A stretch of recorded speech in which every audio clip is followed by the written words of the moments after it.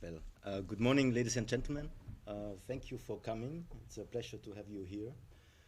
We are happy to talk about our preliminary statement about the election assessment mission today.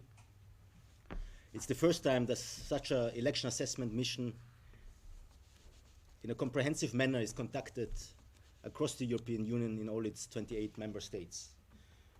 There were missions before, but they did not cover all the 28 missions, the 28 member states. This is an election assessment mission, it's not an election observation mission. It follows international good practice in election observation. Whoever knows the OSCE or the EU election observation missions might know what we're talking about. So we are a team of over 60 international experts and observers across the 28 member states with 28 chapters. Also 7 like-minded civil society organizations have joined this election assessment mission. We have in particular looked into 4 volatile areas where we thought we will gather particular good information regarding the diversity and vast richness of the European electoral processes. These are the electoral calendar, especially with the voter registration. It's the campaign finance area. It's the regulation of social media. And it is the accessibility of elections by voters with disabilities. These are the 4 areas. And we thought we wanted to outline also best practice or good practice in the various EU member states regarding these areas. Now, for the purpose of capturing the findings, we decided to have 4 interrelated criteria. These are equality, inclusion, transparency and information, accountability, and along those 4 lines, I would like to explain our findings and preliminary findings. Equality is at the heart of the European human rights heritage. The right to stand and the right to vote have been hard fought for. One man, one vote, one woman, one vote is now a given, but it's not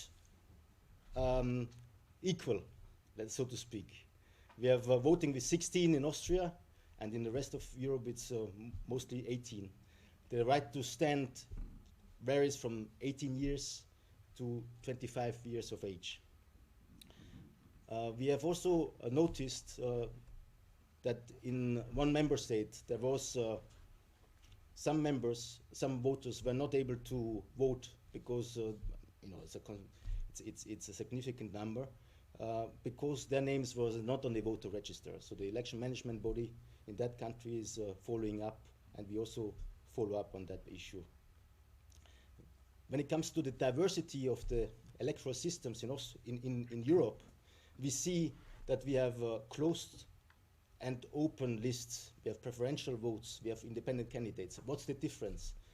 In an open list, one is able to, voter is able to make choices to place candidates forward for them to gain a seat in parliament. For closed lists, it's rather the parties which have this choice. The question is, do we in Europe elect one parliament along all these differences, or is there any space for greater cohesion? We go a step further and then ask ourselves, okay, what is the the change from a vote and from a percentage of a vote to a seat?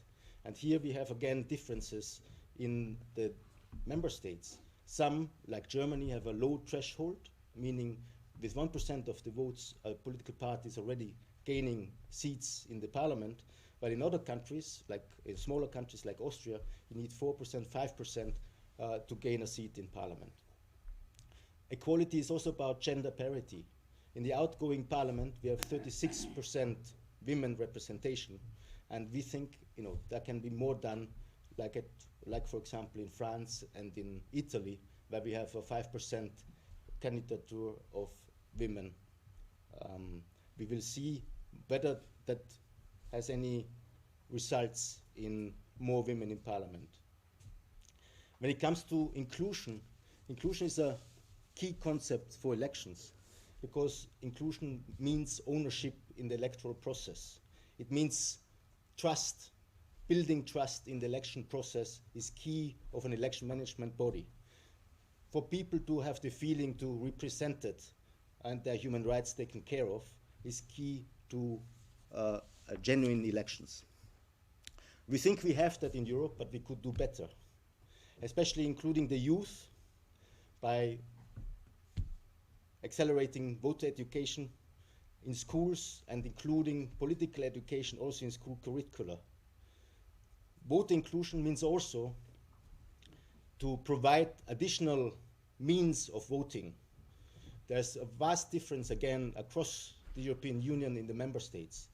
Some offer postal voting, some offer out-of-country voting.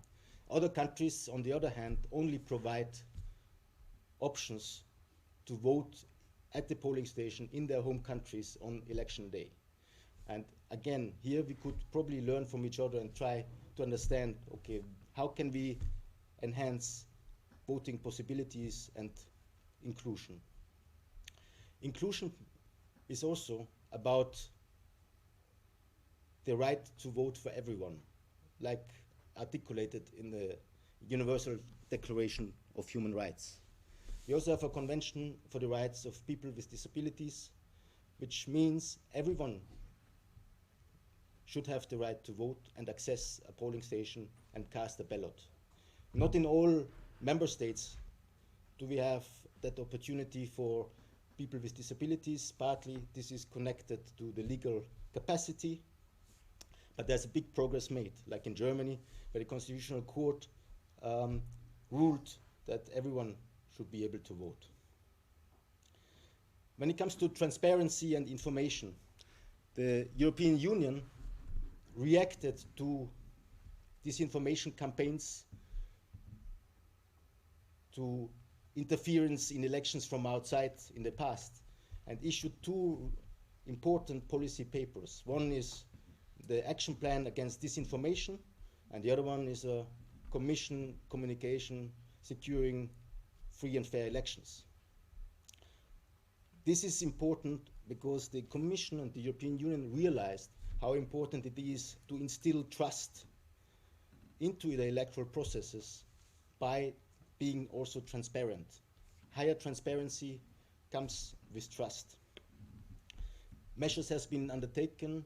There is more alert, more awareness on the side of the election administrations. Transparency also means election observation. For us as election observers, we are always glad to receive an accreditation when we go abroad. We also would like to have that when we observe elections in our home countries. This is not always the case. Observers need to adhere to an international declaration of good practice and a code of conduct. We do that, and it's important also to outline that there are also these instruments to follow in order to have impartial election observation. But it's also necessary that member states recognize the need for election observation, provide the legislation for it, and accredit election observers, because election observation can bring good practice from somewhere else. They can understand how to improve processes and come up with recommendations on enhancing the electoral practice. There's also an issue about information in this election. We have talked with several election management bodies, and they have been exchanging data about the voter register. It's a very complex task because these voter registers have different closing dates. The time when they close the register and no more changes can be undertaken to the register. The challenges which occur is they have different deadlines, but they also have different formats. So how to exchange this data? Most election management bodies have done that and tried to do it in an encrypted manner. Not all managed to do so. And election management bodies have told us there needs to be more coordination and more cohesion when it comes to exchange data, especially for those voters who live outside of their home country in another EU member state. These are in total 17 million people, and that might be the biggest challenge of the election management bodies in Europe. When it comes to accountability, the European Parliament recognizes and considers that integrity, transparency, and accountability are essential for the democracy and the rule of law. Accountability is really important when it comes to the campaign and the campaign finance. Campaign finance means we want to know who is financing our campaigns, where is the funding of parties and candidates coming from, but also how is the money spent. The European Union has introduced new legislation, but also an oversight body called the Authority for Political Parties and Foundations. We have seen that European political parties have some problems to spend funding in some member states because there is a prohibition of foreign funding in order to protect the integrity of the elections. So there needs to be some fine-tuning done in order to make European political parties to flourish and prosper further. I would like to briefly come to the way forward. What do we plan now? What are we working on now? So we are now compiling a final report with all the information received from our dear colleagues in the 28 member states. So we compile the different practices and also try to highlight good practices as examples for ideas for others. But we also would like to come up with infographics that can outline the differences in certain parameters across the European Union. The final report will also include recommendations for future electoral reforms. We hope that the new European Parliament will take up the ball again to pursue electoral reforms at the European level. We stand ready as Election-Watch.EU with our experience and expertise on that. I would also like to thank my dear colleagues Michael Liedauer and Tanja Hilscher-Pegusevic, who have been part of this coordination team. I also would like to mention Geoffrey Weichselbaum and Agnieszka Gordna for the great support in Sweden and in Belgium, respectively. I actually forgot to introduce ourselves right at the beginning, which I would like to do now. So to my left, that's Rasto Kušel. He's a dear friend of mine from Slovakia. Rasto is from Memo 98, and Memo 98 is also part of this project as a national chapter for Slovakia. But more so, Memo 98 has a great name in monitoring media. That's why I mentioned very little about the media, because Rasto is really the expert on that. Rasto will probably relate to you more about social media monitoring, and the freedom of the media. And I would like to thank you for now. Thank you very much, Armin, and thank you for your interest in these activities. I was going to say that in case you are wondering, why we are here together. Yes, we know each other for many years, and primarily we know each other because of elections, because we both have been for some 20 years involved in election observation. As Armin has already mentioned, my organization, Memo 98, has been doing traditional media monitoring since 1999 or 1998 to be more precise, when we started actually in our country. And over 20 years we developed a comprehensive methodology which has been now used by international organizations, primarily focusing on elections. But obviously you also are aware of the impact of social media, and we cannot unfortunately ignore it anymore, particularly after 2016. It really became a big issue, and this is the reason why we are making this effort in the framework of various initiatives. Perhaps I would just highlight one which is conducted by DRI and NDI and Sofreco, which is under the Supporting Democracy project, which is to develop a comprehensive methodology for social media observation. We are part of this group, and we have seen the opportunity to test this kind of methodology during the European Parliament elections. Obviously, we are talking about the second biggest elections in the globe after India. So we do not have ambition to say that the small sample that I'm going to show you now, which is basically focusing on Facebook and their activities during elections in 4 countries of the Central Europe. So these are Czech Republic, Slovakia, Hungary, and Poland. And so what we did, we decided to focus on Facebook profiles of parties running in the EP elections. And the main goal was to see to what extent there is any type of disinformation, as we saw it in the previous elections, to what extent there is any other impact on electoral integrity, particularly as Armin has already mentioned, when it comes to trust of people in the process, when it comes to discussion and debates, what sort of topics and narratives are used in this type of discussions that you can see on Facebook. So let me perhaps share you just some of the findings that we have seen. And I should also say that the monitoring period was 1.5 months. So we started on the 1st of April.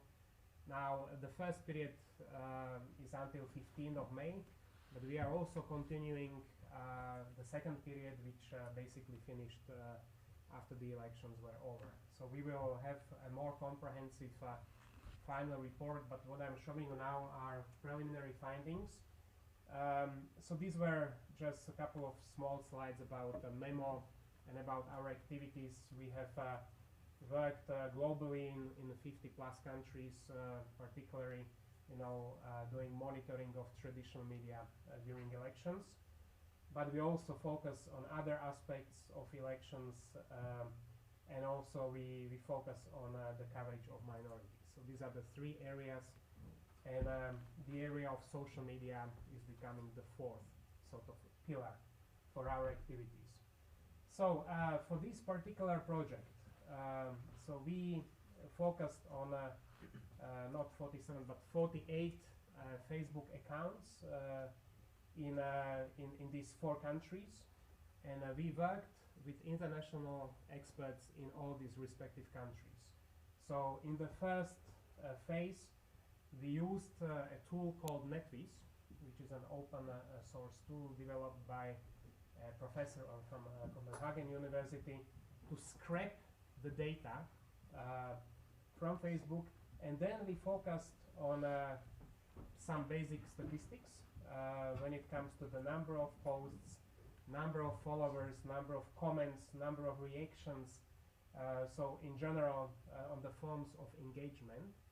And then we added a component which we basically use in traditional media monitoring, which is basically identifying a list. Here is a synopsis of this list, but altogether we had 68 different narratives, which were both more focusing on domestic policy issues, but also on EU policy issues, as well as more general topics such as migration, Islam, Brexit, this type of narratives. And then we try to see to what extent these narratives are actually debated or posted by political parties, which was one part of it. And the second part was what is the reaction, how much attention, various topics get. So basically, I hope it's visible. This first chart basically reflects how was the situation in all four countries combined. So how these are the top 10 topics and narratives which we saw on Facebook posts in these four countries. So the first finding is that we can say that the domestic policy issues were discussed more than EU agenda. When we look at all four countries together, interestingly, the topic of migration was the fourth most discussed topic. But here I should also say that this is mainly thanks to Hungary, where the ruling party Fidesz focused on this issue of migration extensively. So there was a lot of posts on their Facebook account, and also I should say that that some of these topics, this is a second chart, which actually shows the level of reactions or engagement. And here we see a very interesting correlation. While, for example, here the migration was only the fourth most posted topic. When you look at the level of engagement that it causes, you can see that it was the third most discussed topic in the comments and reactions. So we concluded, and there is a list of various topics which have this sort of divisive nature. Another would be perhaps Islam, another would be Brexit, the topics which, or war in Ukraine, the topics which generated a lot of attention by those people who were engaged in discussions on Facebook.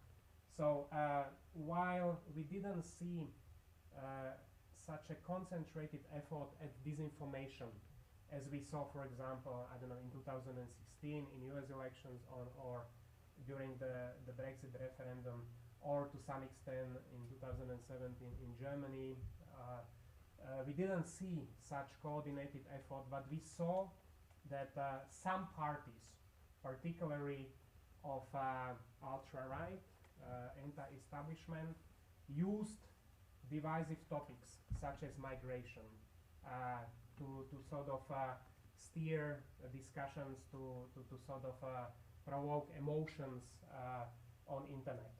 Maybe very briefly to go country by country. So this is reflection of the discussion in Czech Republic. Here I should say that the main topic which was at the center of discussion on Facebook was the double standards for food quality. This is something that really was discussed intensively on Facebook, and that's why it sort of reflected in our assessment that Home Affairs overshadowed the topic of EU elections. And then there were issue of protecting national sovereignty. This also, you can see that there was a legacy of Second World War because of the anniversary of the of the Second World War. So these were the topics which were discussed mainly. In Hungary, as I have already mentioned, the topic of migration really overshadowed any other topic, particularly when it comes to the ruling party Fidesz. For that reason, I wanted to also show you the reactions on internet. So as for Hungary, you see that this topic, which is number 3, in Hungary was #1 when it comes to the overall reactions, and obviously here you also have information on emotions, you know, so whether people commented on it, whether they shared it, whether they liked it, so all these 6 emotions which you can get on Facebook. As for Poland, here we saw the ruling party talking very strongly about protection of national interests of Poland, but they see it as a part of a strong and united Europe. So here it was slightly different. Let's say if I compare to Hungary, and here we can say that the EU agenda was dominant. So in Poland, the issues and topics related to European Parliament elections were most discussed. As for example, the opposition, they were critical of the ruling party. They criticized the alleged corruption in EU projects. At the same time, another general finding was that we didn't see a campaign of attacks, of personal attacks, politicians attacking each other. We saw in my country, in Slovakia, we saw that there was a clear campaign against extremism, which is represented by particularly one party, which is Ľudová strana Naše Slovensko, which used to have and has still agenda which is anti-migrant, which is very much anti-minority agenda, and we saw a campaign by some parties against extremism. Yeah, but this was mainly done not directly, but extremism more in general sense. And then in Slovakia, as you can see, again the discussion was mainly focused on domestic policy issues. So perhaps this is enough for a brief introduction, but of course, in case there are any more specific questions, I will be more than happy to respond to those. We should also mention that we have copies of press releases available for both EU-Watch as well as our project. Maybe the final thing to mention is that we will be also releasing a more substantive report, which has almost 100 pages, where we will be able to see all the charts for all political parties. But obviously, I didn't want to bore you with this huge amount of information that we had to digest. But certainly it will be available for anyone who is interested on our website.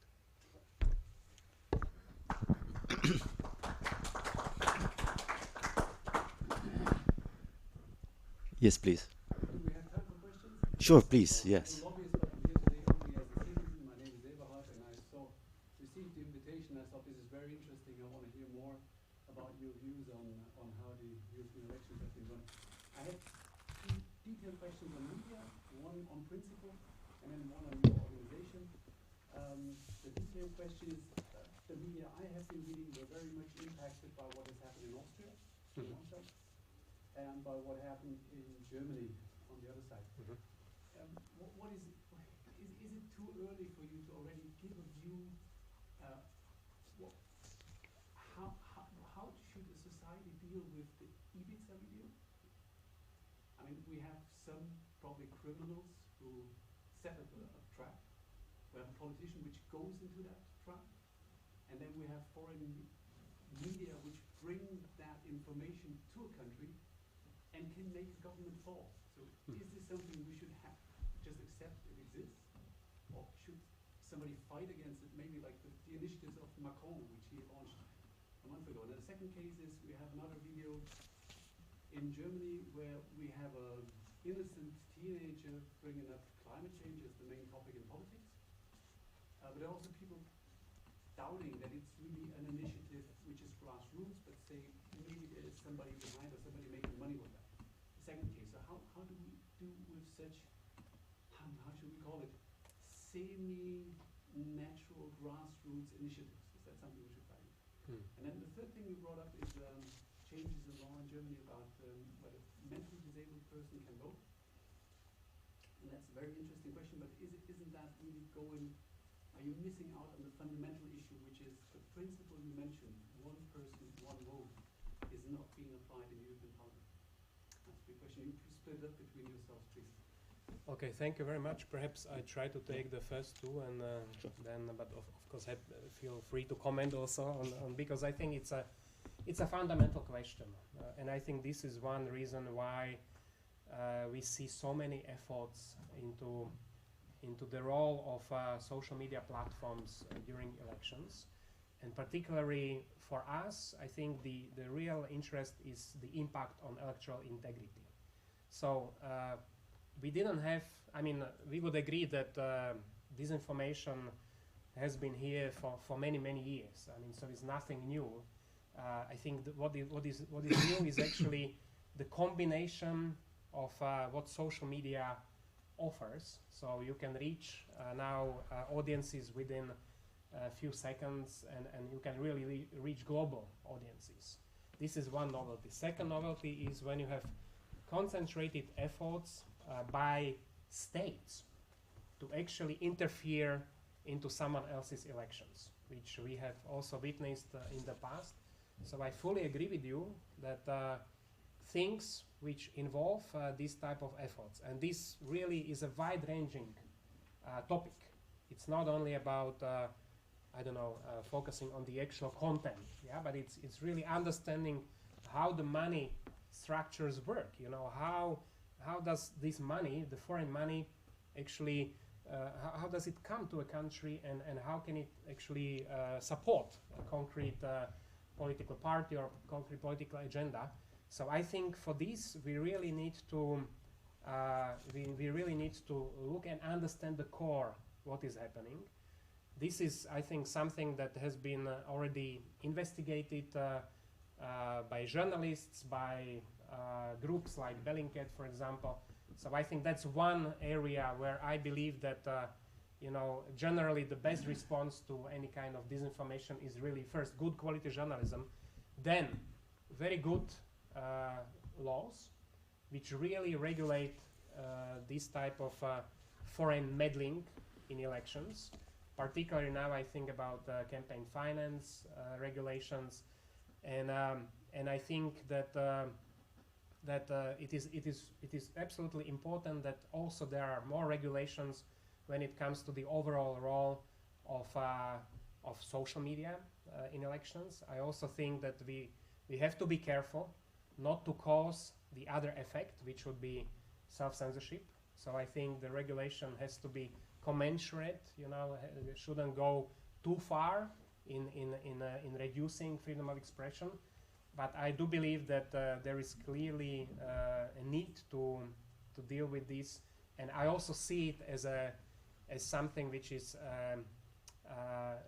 not a reaction from one country, but as my colleague Armin has already mentioned, I mean, one huge advantage of their effort is actually that it looked collectively at various countries, and I think this could also this is an issue which requires a collective response. So because I think in the essence it really targets the essence of our democracies, yeah, and we need to be sure that that people could really vote and the integrity is protected. As for the second question, you mentioned the video of a teenager and whether this is a genuine effort or not. I mean, this is another huge area.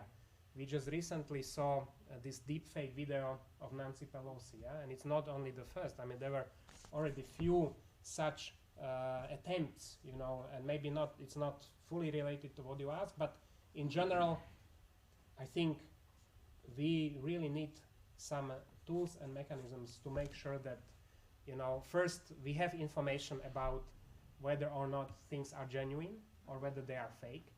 Secondly, I think another area which I think needs to be explored more and where people really need more is digital literacy. You know, people I think need to be aware of this type of negative phenomena, and they should be able to, to have information about this. So I don't know if I fully responded to your first two questions, but please.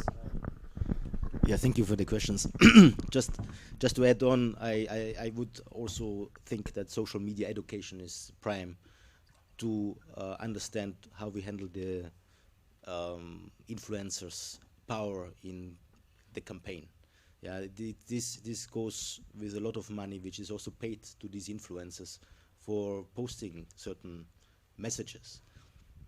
When it comes to Austria, we ourselves, Michael and myself, we are from Austria, so we know firsthand what is happening, and definitely the question is whether this is something which is going with Günter Wallraff, which is media activism, and where are the boundaries to that. But definitely it is part of critical journalism, and it will be the courts which have to decide whether there was any criminal content in that. Regarding the disabilities question, we think it's clear that we have international standards, and the European Union and all 28 member states have ratified the Convention on the Rights of Persons with Disabilities. The committee also makes it clear everyone should have the right to vote, whether they have legal capacity or not. So a person who might have no bank business to attend to because they are schizophrenic or, for example, they should still, and they are still nevertheless able to vote. Yeah, so it's not the judge or the doctor who should decide who is capable of voting, but it's the person himself or herself. Is there? Hey, I'm a reporter from China, and I think when I saw the title, monitoring on Facebook for the European election, I was expecting something slightly different, because as I understand, I haven't seen the whole report yet. As I understand, this report is focusing on the public accounts from the political parties. Right. And so I think it makes sense to study or to get a conclusion from this research of what kind of propaganda strategy the political party is trying to use. However, when we talk about misinformation or fake news, it's not going to deliver from the official public account from the political party. So and it's probably multiple thousands or tens of thousands fake accounts or some like self-media accounts. So I wonder if that's like addressed in some part in the report, or is there a more comprehensive study regarding that point?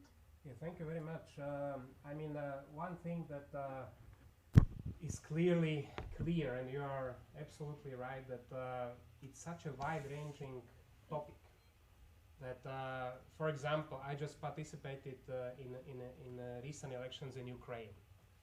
In Ukraine, we were focusing on Facebook accounts of candidates, of traditional media, and of social influencers. Yeah. So this was like three big categories that we focused on.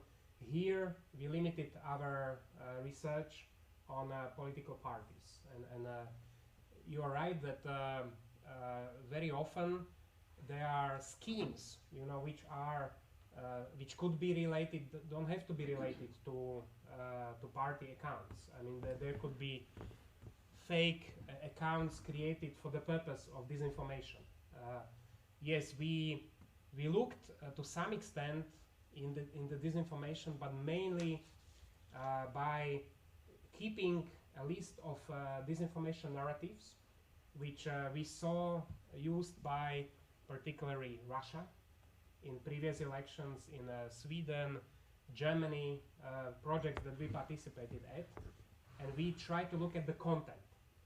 There are other organizations that I know that are more focusing on these fake accounts, because even using this tool that I mentioned, NetWiz, you can actually see the whole network of Facebook accounts which are connected with the party accounts. we knew that our capacity is limited in this particular project. So our ambition was not to try to disclose every single fake account. And we know, of course, that Facebook closed down certain fake accounts, even in this particular election for the European Parliament. But again, I agree with you. This is something where you can go into really detailed research.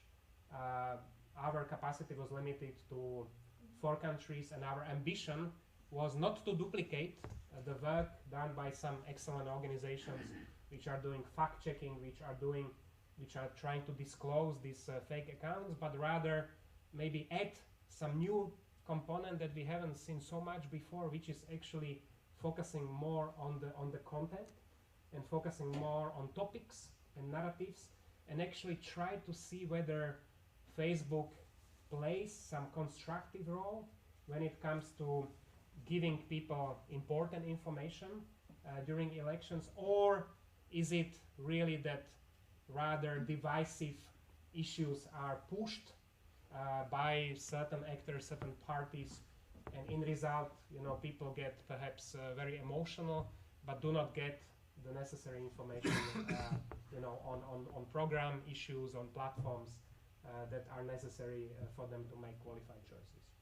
Thank you. I'm a correspondent here writing for the press in India and Kuwait. And I would like to ask you, why did you choose only these 4 countries? Mm-hmm.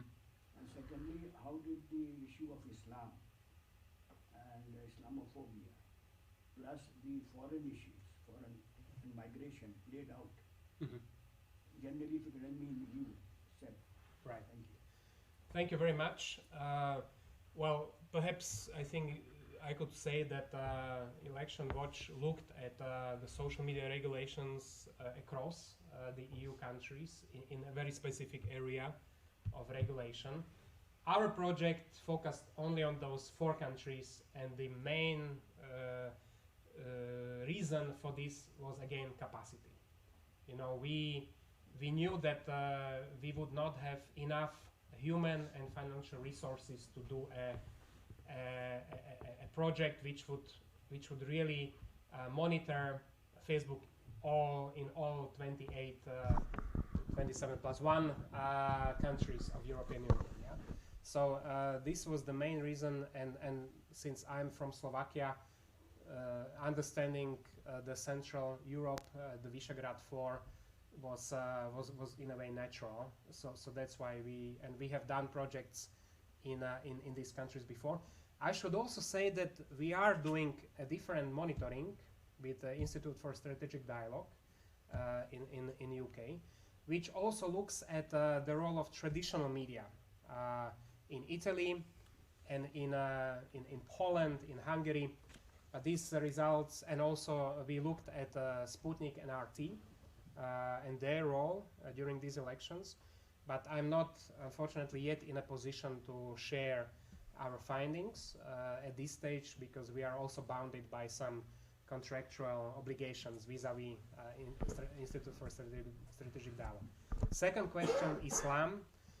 Unfortunately, it is one of the divisive topics that we have identified.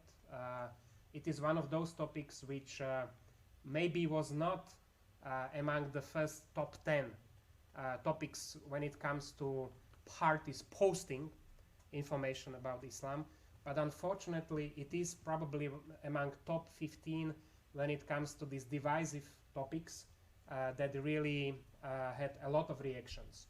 And there were concrete parties in these 4 countries that took this as their campaign, perhaps strategy, and focused on migration, focused on Islam, spreading a lot of myths about these topics, and again trying to generate a lot of emotional reactions. So I would say, in a nutshell, that it has played, unfortunately, a negative role, and unfortunately some political parties put it on the list of the topics of their agenda and pushed this topic through the discussions on the internet. Yeah, I would just add on to what Rastro said about the social media regulations, because that was a focus of our exercise in 28 member states. And we chose it precisely because of the reason that there is this code of practice, which is a self-regulatory framework by the likes of Facebook, Google, and Twitter to provide information about political advertisements, to detect disinformation and false accounts, but also to engage in social media education. And we have asked our national chapters questions regarding the special social media regulations in the member states, and we're still trying to analyze all the information we received to understand what is the best practice or what is the good practice and what's the way forward. So there are public reports by the European Commission also commenting on the insufficient progress of the online platforms and social networks in regard of the code of practice. We will have a meeting this afternoon with the DG Connect, so we will understand whether there is anything coming after that, meaning there will be some regulations specifically for social media by the European Union, or the self-regulatory approach will be fine-tuned. Yeah, so this is a key topic because it's also going very much into the freedom of expression and freedom of information, and we don't want to curtail freedoms by coming up with regulations to manage disinformation. Perhaps just one small addition to this. As Armin has already mentioned previously, I mean there was also this initiative by European Union which reached to the platforms, which reached to the social media platforms, and they signed this code of practice. And during these elections, it was the ERGA, which is the European regulatory framework for European media regulators, which actually monitored the implementation of some parts of this code of practice. And I know that they focused primarily on this paid political advertisement because Facebook, as you know, introduced these new features, new measurements vis-a-vis paid political advertisement. So I know for a fact that European regulators focused on this aspect of the election. So there was some sort of regulatory approach already, and I think in this area, this is probably one area where regulatory framework is quite possible. You know, like I think, and we already see it. We saw it in the United States with the Honest Ads Act, and I think more and more we will see it also in the European context. Two questions. The first is whether you were you able to monitor the amount of funds allocated to individual sponsored posts on Facebook, and if you observed any correlation between the level of engagement and the money put by the candidates on each post. Mm-hmm. And secondly, more broadly, when it comes to social media, my question is whether to what extent the time frame of observation of 1 month and a half is relevant in the context of some countries where the campaigning is evolving towards a hybrid model, so a form of permanent form of campaigning. Yeah. I will start perhaps with the second question. That's a very good question. I think we have to, at this stage, really recognize that with our efforts to come up with a more comprehensive methodology, because you see that there are many projects which focus on social media, on Facebook, Twitter, Instagram, WhatsApp in many countries, but I still think that there are many things where we still really need to have more research to come up with more relevant responses and answers to make sure that you know, that whatever we try to look at is actually relevant. Because here we are talking about I don't know, 3 million videos posted on YouTube in a matter of I think 1 minute, if I'm not mistaken, and so you know, really understanding the core of the problem and this is only possible via more and more research. We can make sure that we focus on the right things. So no, I cannot really say that 1 month and a half is a relevant period. I would be able to tell you that this is relevant for traditional media monitoring. We are also not in a position to say that whatever we present is a definite sort of result. These are only findings that we saw. I think it is perhaps relevant for the discussion by the main political parties on Facebook. In that sense, I think we more or less cover a very good sample, and we also, for this 1 month and a half, we were able to analyze every single Facebook post. So in that sense, I think we can say that the sample was in a way solid. But whether this is enough, whether we should maybe focus on WhatsApp, on issues such as closed groups, but then you have ethical issues as well, what to do with data protection, what to do with the right to remain anonymous, or privacy protections rather. So this is something which still is for discussion. Second question, as I mentioned, ERGA is looking into this area of paid political advertising. I think they perhaps had more opportunity to see. I think it's a very good question for a very good research, because there are some advantages of social media, this is that you really get a very specific information. This is the reason why micro-targeting is used, why it's so cheap. And so I think you could really get a very good, more specific response on how your money is spent. By your money, I mean how political party money is spent. And so I think research could really look into this. We didn't have that ambition during this project. Again, our focus was more on the content. But I clearly believe that here research could be done. It could be very specific, and it could be perhaps very interesting for political parties, and I'm sure that they already have some kind of information on this, because it's perhaps more a question for political marketing. Our perspective was more electoral integrity, the quality of information which is available.